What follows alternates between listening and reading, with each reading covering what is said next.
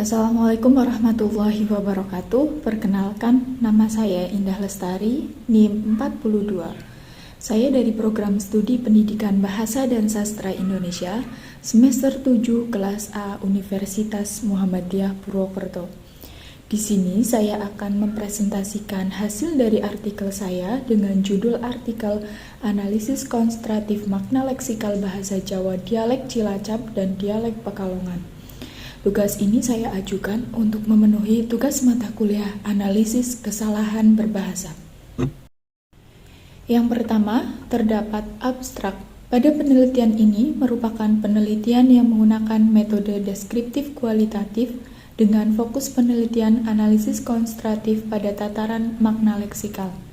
Pada bahasa Jawa dialek Cilacap dan pada bahasa Jawa dialek Pekalongan yang bertujuan untuk mendeskripsikan kosakata leksikal yang mempunyai bentuk dan makna sama. Kosakata leksikal yang mempunyai bentuk sama tetapi makna berbeda, kosakata leksikal yang mempunyai bentuk sama tetapi makna berbeda, kosakata leksikal yang mempunyai bentuk berbeda tetapi makna sama, serta kosakata leksikal yang mempunyai bentuk mirip tetapi makna sama. Kata kunci dari abstrak ini adalah bahasa, analisis konstruktif, makna leksikal. Kemudian terdapat pendahuluan.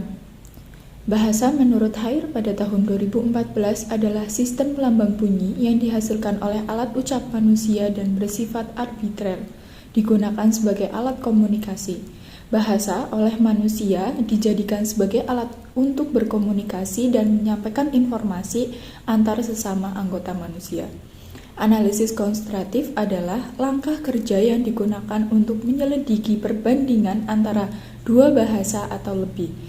Menurut Aminuddin, mengemukakan bahwa makna merupakan hubungan antara bahasa dengan dunia luar yang disepakati bersama oleh pemakai bahasa sehingga dapat saling mengerti. Makna leksikal sendiri, menurut Hair tahun 2018 adalah bentuk adjektif yang diturunkan dari bentuk nominal leksikon, vokabuler, kosakata, perbendaharaan kata. Yang selanjutnya, terdapat metode penelitian. Penelitian ini merupakan penelitian yang menggunakan sebuah pendekatan, yaitu pendekatan metode deskriptif kualitatif. Pengumpulan data yang dihasilkan pada penelitian ini yakni dengan menggunakan metode wawancara kepada orang Cilacap asli pada bahasa Jawa dialek Cilacap dan pada bahasa Jawa dialek Pekalongan melakukan wawancara terhadap mahasiswa yang berasal dari Pekalongan. Jadi dapat disimpulkan bahwa dalam penelitian analisis konstruktif makna leksikal pada bahasa Jawa dialek Cilacap dan dialek Pekalongan diperoleh dari sumber data lisan. Kemudian, data yang telah dikumpulkan tersebut dianalisis dengan menggunakan analisis konstruktif. Selanjutnya, data yang sudah diseleksi akan diklasifikasikan. Kemudian, hasil dan pembahasan. Peneliti pada tabel pertama menemukan analisis kosakata makna leksikal yang mempunyai bentuk dan makna sama antara bahasa Jawa dialek Cilacap dengan bahasa Jawa dialek Pekalongan.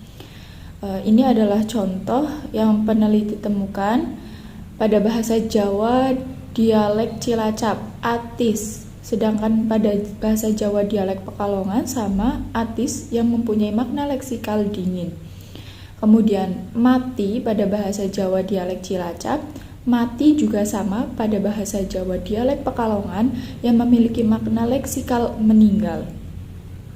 Kemudian yang ketiga, terdapat bahasa Jawa dialek Cilacap larang dan bahasa Jawa dialek Pekalongan larang yang mempunyai makna leksikal mahal. Yang keempat, bahasa Jawa dialek Cilacap maem dan bahasa Jawa dialek Pekalongan maem yang mempunyai makna leksikal makan. Kemudian yang kelima, bahasa Jawa dialek Cilacap ngombe dengan bahasa Jawa dialek Pekalongan ngombe dengan makna leksikal minum. Kemudian pada tabel kedua ini peneliti menemukan analisis kosakata makna leksikal yang mempunyai bentuk sama, namun maknanya berbeda antara bahasa Jawa dialek Cilacap dan bahasa Jawa dialek Pekalongan.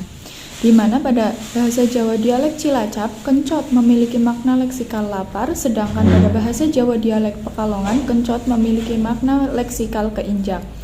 Yang kedua, pada bahasa Jawa dialek Cilacap, lotekan mempunyai makna leksikal makanan yang berisi sayur mentah seperti kol, kacang panjang, mentimun, tahu, dan kerupuk yang menggunakan bumbu kacang dan dicampur menjadi satu. Pada bahasa Jawa dialek Pekalongan, lotekan mempunyai makna leksikal rujak buah. Kemudian yang ketiga, terdapat bahasa Jawa dialek Cilacap, kenteng yang mempunyai makna leksikal tali tambang yang digunakan pada saat tanam padi untuk mengukur apakah tanaman padi yang sedang ditanam itu lurus atau tidak. Kemudian bahasa Jawa dialek Pekalongan, kenteng itu mempunyai makna leksikal ganteng. Selanjutnya, pada tabel ketiga, peneliti menemukan analisis kosakata makna leksikal yang mempunyai bentuk berbeda namun maknanya sama antara bahasa Jawa dialek Cilacap dan bahasa Jawa dialek Pekalongan. Bahasa Jawa dialek Cilacap, yang pertama, ndeleng, makna leksikalnya melihat. Bahasa Jawa dialek Pekalongan, ndelok, makna leksikalnya melihat. Bahasa Jawa dialek Cilacap, sisir, mempunyai makna leksikal sisir. Bahasa Jawa dialek Pekalongan, jongkat, mempunyai makna leksikal sisir. Bahasa Jawa dialek Cilacap, ayo, makna leksikal ayo. Bahasa Jawa dialek Pekalongan, joh, mempunyai makna leksikal ayo. Pada contoh tersebut, kosakata yang terdapat pada bahasa Jawa dialek Cilacap dan bahasa Jawa dialek Pekalongan mempunyai bentuk kata berbeda namun maknanya sama.